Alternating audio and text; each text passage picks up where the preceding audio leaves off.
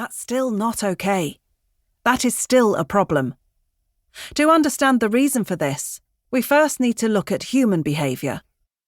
The principles of learning theory apply to us as well as dogs. If we do something that works, or that is rewarding to us, we do it again. That's positive reinforcement. So Dave jerks Fido's lead to stop him from pulling when walking. Fido stops pulling for a bit. Dave thinks, well, that worked, and he has been positively reinforced for delivering an aversive to Fido. Let's say that this works as far as Dave is concerned for a week. At the end of the week, however, Fido sees a squirrel disappear over a wall, and so he pulls. And this time, when Dave jerks, Fido doesn't stop pulling. What does Dave do now?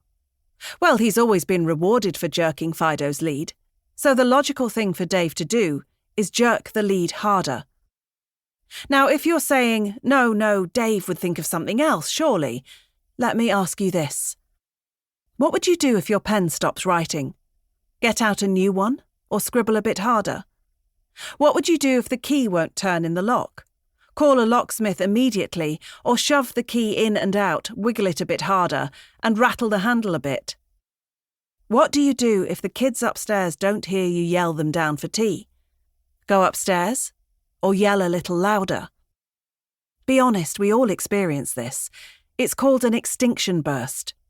If a behaviour we've previously been rewarded for stops being rewarding, we will try harder and harder before we eventually admit defeat. So Dave jerks Fido's lead harder, and it hurts Fido, and he squeaks and walks nicely for a bit. Now that Dave has been rewarded for jerking harder, he's more likely to do it again. But Fido's neck is becoming thick with extra muscle, and the nerve endings are deadening as a result of all this tugging and jerking. So when Fido pulls even harder and Dave jerks harder and Fido doesn't respond, now what? Well, there's a strong chance Dave will use two hands and yank Fido off his feet. But he might also look at something like a prong collar or even a shock collar. Why? Because he thinks he needs something stronger to get Fido to listen to him. Once you've started working your way up that scale of aversives, it is very difficult to stop. There are risks involved beyond just increasing the aversiveness. Pain. It hurts. That is why it works. Fear. It's scary. That might also be why it works. Physical damage. Many aversives are designed to cause pain, and with pain comes damage, collapsed tracheas, bruised necks, burnt skin, damaged joints. The list goes on. Mental damage. Subjecting anyone to aversive experiences they cannot escape from will cause psychological damage. Sometimes just a one-off experience will have a negative effect. Other times, the damage occurs after repeatedly using the aversive. In humans, we'd call this post-traumatic stress disorder, PTSD. There is no guaranteed cure for PTSD in humans. There is scientific evidence on the effects of prolonged stress and repeated trauma on dog behaviour. If we can't fix PTSD in humans, who can talk to us, what chance do we have in dogs? Incorrect associations.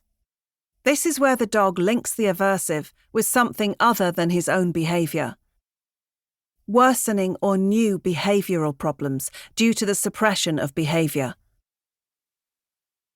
Using aversives does not treat the underlying cause of the problem. The behaviour you are seeing is a symptom of a physical or emotional state or condition, or it is just something dogs do that is inconvenient for people. Simply stopping that behaviour is not addressing the cause of that behaviour. Let's go back to Fido and Dave. Fido naturally moves faster than Dave. His natural and preferred pace for a walk would actually be a trot, around 5 to 7 miles per hour. Dave's preferred pace is a leisurely walk of around 2.5 miles per hour. If you've ever tried to halve your walking pace to match a child or elderly relative, you will understand why Fido struggles. So, to begin with, we need to teach Fido to walk slowly without pulling. He doesn't know how to do this. It isn't natural for him. We need to give Fido a reason to walk with a person.